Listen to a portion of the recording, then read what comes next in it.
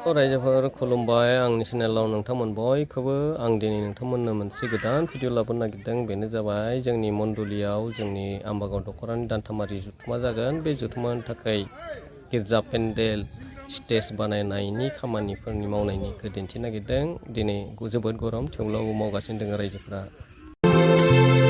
गासै गोसोजों गासै जिउजों हानायमानि बोलोजों इसोरखौ अननो सोलोंनि दे जों बयबो मावनाय आरो फोथायनायजों।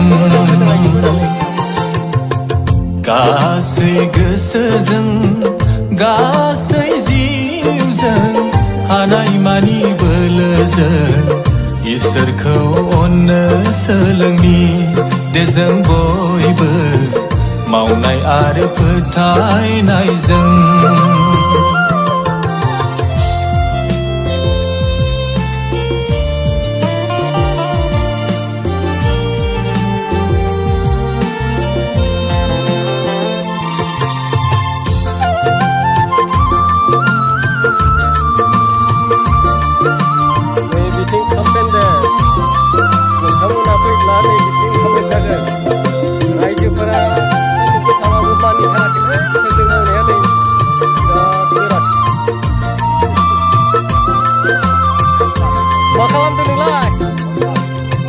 इसोरा जिउखाय नोंगौ आरो जिउजों खुलुमनि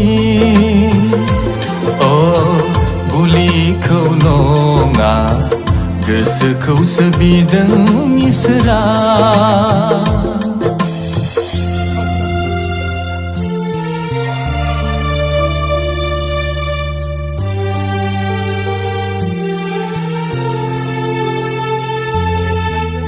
इसोरा जिउखाय नोंगौ आरो जिउजों खुलुमनि